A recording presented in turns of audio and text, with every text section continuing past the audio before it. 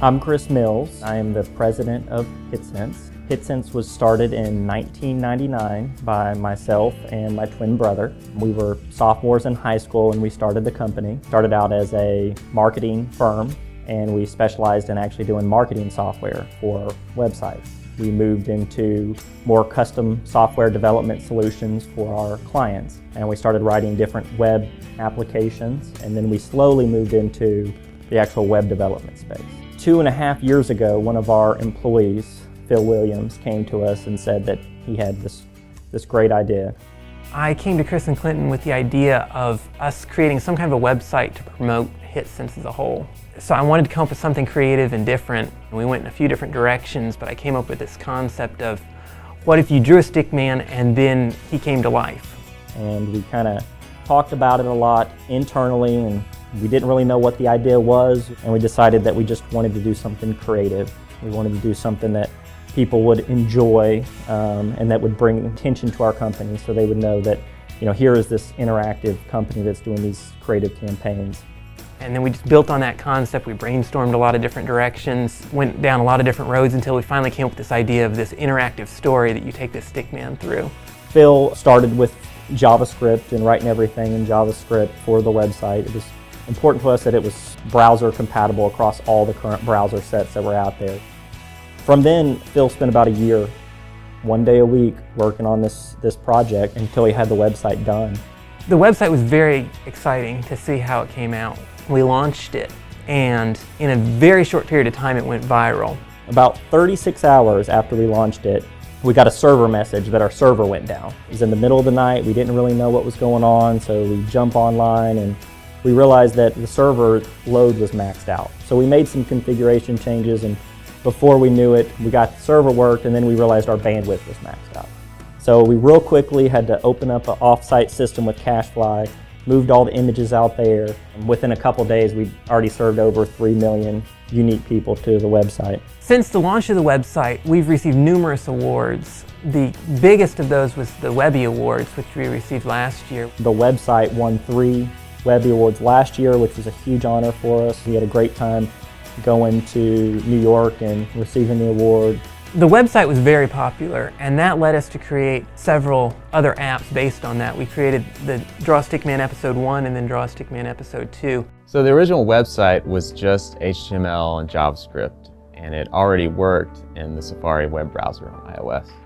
So for our first app, we just made a full screen web view and displayed those web pages locally. Episode 1 actually made it to the top 10 overall in the free section. I was actually on vacation at the time, and we couldn't believe it. This was our first app that had ever made the top charts. We kind of sat down with the team and said, all right, so we've made a good amount of money. We have the ability to either reinvest this and do a full-length game, or we can just cash out and say it was fun and we're just going to move on. The whole team talked about it, and we decided, hey, we really wanted to get into the full-length game. Draw Stickman Epic has the same idea that you draw a Stickman and then he comes to life. But it's now this huge world that you can explore and you can interact in. It's much more interactive, it's much more creative. We quickly brought on several animators and several artists, grown our programming team quite a bit. My name is Craig Dehut. I'm a 2D animator and video producer, and I was primarily responsible for animating the elements for Draw Stickman Epic. My name is Annie Erskine, and I am an illustrator / designer at HitSense, and my primary responsibility was to help build the levels. My name is Matt Bittner. I'm a game developer here at HitSense, and on Draw Stickman Epic I programmed most of the game logic. My name is Jeff Dehut. I am a 2D animator for HitSense, and I created the majority of the graphics. My job is incredible. I draw pictures all day. It's my dream job. Draw Stickman Epic has some similarities to the old adventure games that you might play, maybe some of the King's Quest games or some of the old Sierra adventure games. But it also has this very unique mechanic of drawing objects and having them come to life and interacting in the world through your drawings. Draw Stickman Epic is an adventure game at heart, but there's a lot of different elements. It's also a puzzle game. It's also kind of an open world exploration game, so it combines a lot of different elements to create a really unique style of play. It's a game that encourages people to draw their own hero and draw the elements that they need. It's something of an RPG, something of a puzzle game. It's got a little something for everyone. There's this whole drawing mechanic in it that you don't see in a lot of games. It really enhances your creativity and helps you put a little bit of yourself into the game. There's a lot of other games out there that have drawing mechanics, but they're really physics focused and they're really physics puzzle focused. And in Stickman Epic, we actually take what you draw and make it function as if it were that thing. For instance, fire burns things, lightning electrocutes things. All of these things, we recognize what your drawings are and they act in a way that's not just a physical object rolling around or bouncing around. That aspect of the drawing mechanic, I think, sets it apart quite a bit from other games. Typically every level would begin by Phil and Matt and Jeff and sometimes myself. We would have sketched out ideas or come up with ideas for a new level, new puzzles or new creatures that we'd like to work in. It was very interesting because we each have different backgrounds when it comes to video games. And so we had a good mix of kind of old school games and mobile games. So we can lay these things out and say, well, I really liked games that used to do this, and I really liked this, but let's find a new way of getting this level to accomplish that same thing. And we'd come up with these ideas. Then Phil and Jeff would take it back and draw up the images and the sprites that we would need. It was really exciting to get to design big levels that people could explore and coming up with puzzles that would help people to think in maybe a different direction, especially in a creative direction. It was also difficult to just come up with new ideas. We were always trying to push ourselves, like what could be next? What could they explore that would be fun and also challenging? So when we start designing a level, I'll usually sketch it out on paper, start coming up with ideas for individual puzzles. Sometimes I'll sketch out each puzzle individually and then start mixing them together and trying to figure out what would be a good progression of difficulty. The drawing mechanic, figuring out how to incorporate this drawing mechanic into those game ideas was very challenging, but it was also a lot of fun. Probably one of the biggest challenges for me when it came to developing Draw a Stickman Epic was modifying my art style to fit with what Phil Williams had already developed. So he had drawn a few screenshots of what the game should look like, and my style was similar, but I had to make a lot of changes, like loosen up quite a bit to match that sketchy feel he was going for. They would draw it in a fairly unique kind of style. We wanted it to look hand-drawn. We wanted it to look like you could just open up a notebook and there would be the world of Epic. So kind of drawn outside of the lines and a little sloppy, handwritten. They would come up with the images, pass it off to me, and then I would then animate the elements and the creatures needed for each of the levels. We start working with the different characters and monsters and creatures that we have in that level. The animators will take those creatures and break down what kinds of states they need, what sorts of animations they'll need if they're attacking, if they're walking, if they're reacting to something. My favorite part about working on Epic was working on each of the creatures. It was exciting to kind of put some personality in the animation of each of the creatures. Obviously the troll is going to act differently than the cute little color buddy, and the bunnies are going to have a different personality than maybe the fire-breathing armadillos are going to have.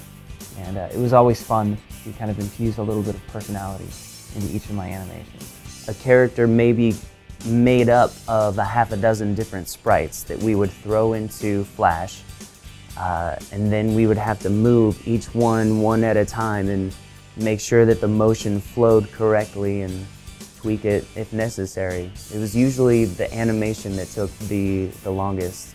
Sometimes we weren't able to see what we were actually animating. For example, when we were animating the Stickman himself, we had kind of this invisible box, so we had to use our imaginations to kind of picture what that would look like.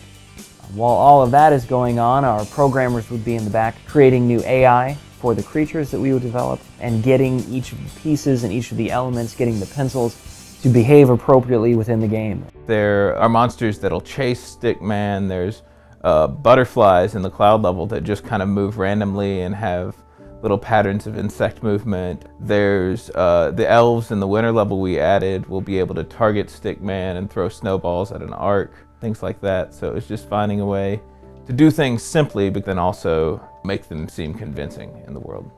And it was always great. We could go back to Matt and say, Matt, this is what we're trying to get the troll to do. Or wouldn't it be cool if we could get the bunnies to do this when you tried to chop them with an axe? And we would have no idea how he would get it done, but we knew that he would get it done.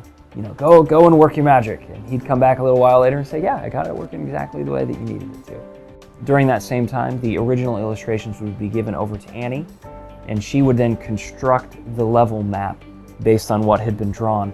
She'll take different sprites that we've created and she'll lay out those sprites, put the trees in the right spot, she'll put the cliff in the right spot. Figuring out, okay, how can we save space? We can repeat certain elements, like we don't have to draw 50 new rocks.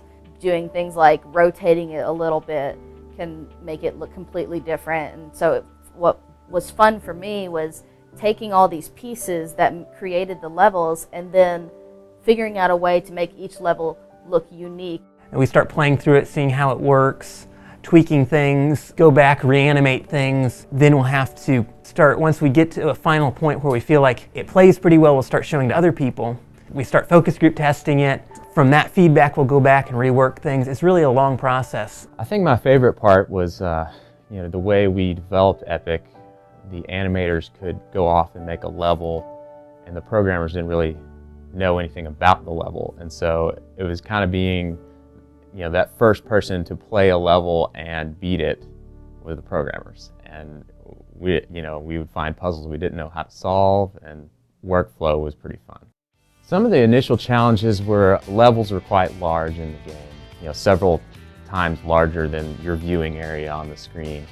And there's all kinds of animations within each level. So the first challenge we really faced was getting the load times to a bearable level.